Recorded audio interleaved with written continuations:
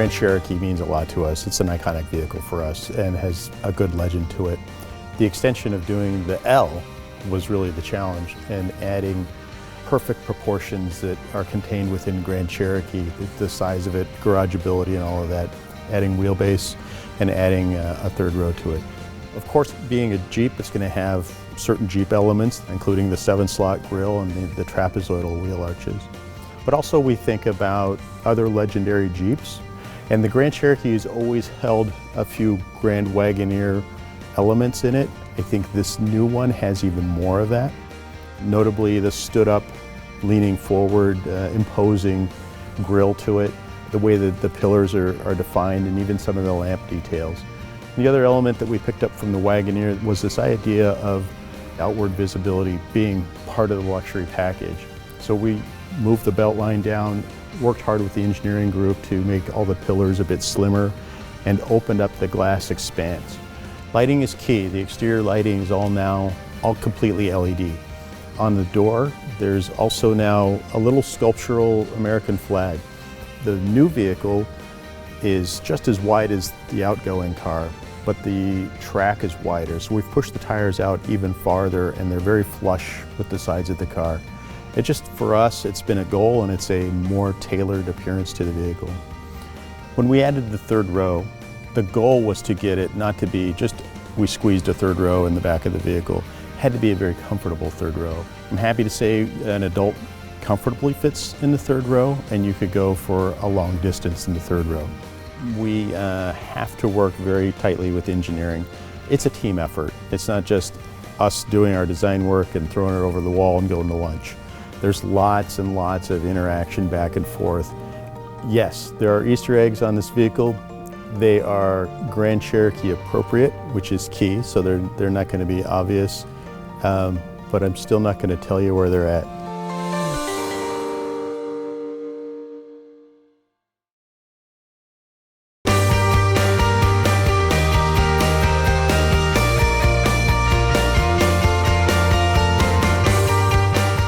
On the interior of the Grand Cherokee L, we wanted to create something that was new and different, moved beyond where today's Grand Cherokee was. There are a lot of things that we put into that. So for example, it's more of a horizontal layout. The instrument panel is structured so that you get a more open feeling of spaciousness. The way the entire instrument panel leans away from you, in a way, also improves the feeling of spaciousness. The combination of the width, which is created by the wing and the mid-bolster, and then the speed created by the center console flowing up into the instrument panel, it creates a unique spatial feeling where the interior is moving around you, but it doesn't feel obtrusive. It feels open and spacious. We're creating a new Jeep family lineup form language, and so this is the first of many vehicles that will share the architectural setup of the instrument panel, and so we wanted to create something that we could adapt to different sizes, different segments, something that would lend itself to having different looks, so different executions, but still feeling like it was in the same family. So you'll see that also in future products, that similar form language and similar execution of details and materials. In the Grand Cherokee L, we really looked at all three rows equally. We wanted to make sure that no matter where you were in the vehicle, you had a nice, comfortable space. So in the third row, we sculpted the seats in such a way that they waterfall, at the bottom cushion. So they're super comfortable for you, no matter your height, your stature. We find when we look through the industry, even luxury car makers sort of forget about the third row, and it's just like this sea of black plastic. But we really wanted to take the time and attention to not only make it comfortable, but to design it in a way where all of the surfaces are soft. All of the nice leather-wrapped parts have beautiful stitching, or the sculptural wood. All of that stuff is there to create this feeling of artisanship. And then we contrast all of those artisan-like elements with the functional items. So the screens and the displays, straight to the point, black glass and metal. It has a very clean, very modern appearance. But then the other functional elements are, all of the storage bins, the door pockets. We really wanted to be able to take these functional items, have them organized, easy for customer use, and then surround those with all of these beautiful elements, the leather, the wood. It's the beauty that you notice first, but we don't take away from any of the functional elements. So they're hidden in plain sight in this piece of art.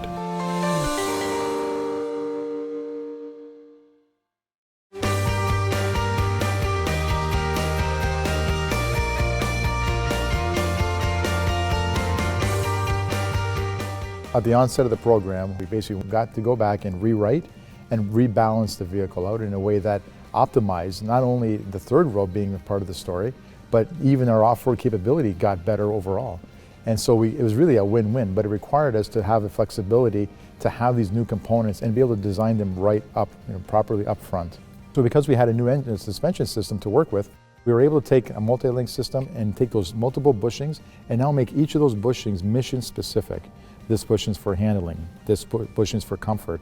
And we basically took that formula and we said, okay, this is how we're going to adjust, and everybody will have a mission in life. So with a multi-link system, you have that flexibility to do that. Bolting the axle to the engine allowed us a bunch of advantages. One of them, from an NVH perspective, is we were able to reduce the pass of noise through the body, through the cradles, through the body.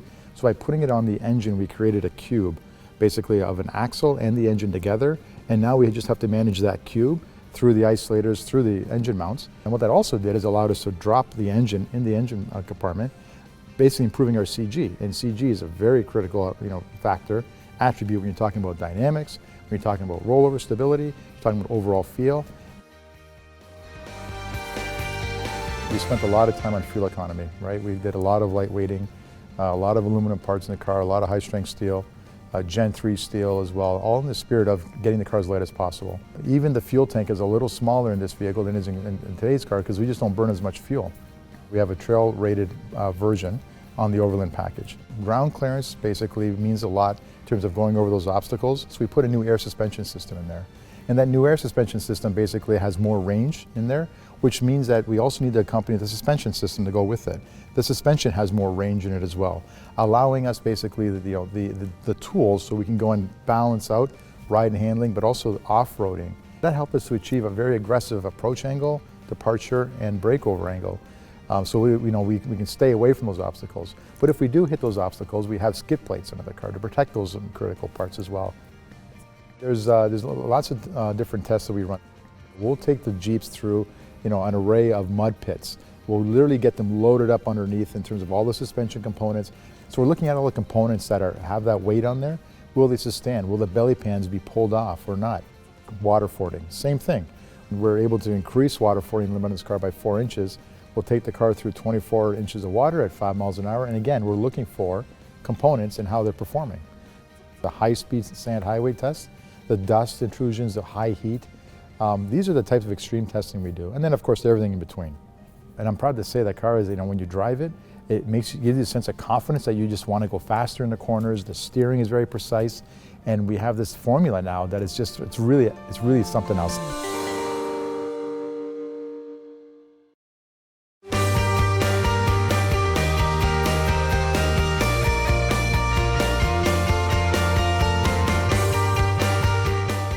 The elements of architecture vary throughout the vehicle. You have obviously the powertrain, which is a major element of the architecture. You have the suspension system. You have even the HVAC system. One of the more intricate elements that we have right now is the electrical architecture. And so as we look to take on some of these new advanced systems like night vision, the large displays, the cluster, the heads-up display, some of the autonomy features, the advanced safety and technology, the old system wouldn't be able to do that. What we have going on in the new Grand Cherokee is the new Atlantis architecture. That Atlantis architecture is built up based on 3 PDCs. The current Grand Cherokee only has 1. Those are power distribution units that are placed strategically throughout the vehicle, 1 in the engine box, 1 in the mid compartment, and 1 in the rear of the vehicle. And what that does is basically act as a meshed network that allows the system to operate extremely fast and have seamless communication, so we can take advantage of some of these systems such as the Uconnect 5.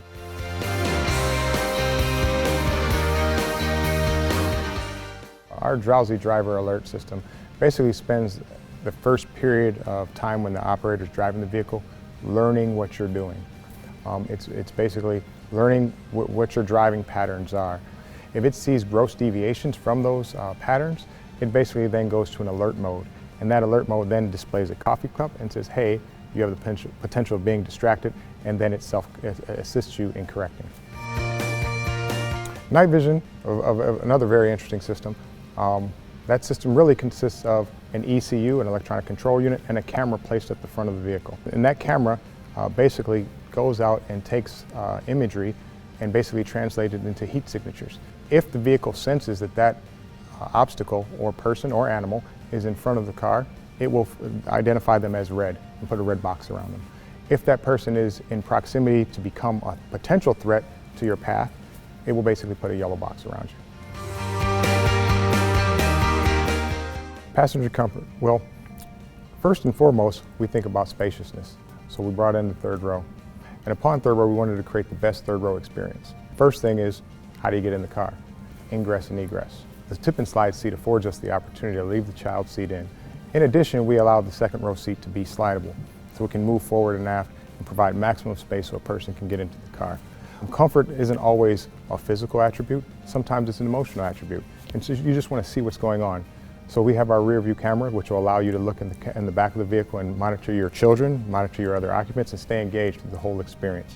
When you look at the second row also, when you contrast that to a WK, there is actually an extra 2 inches of footroom, in addition to that seat being adjustable. So a lot of attention was paid from the second row back to make sure it's the most awesome experience a person would have.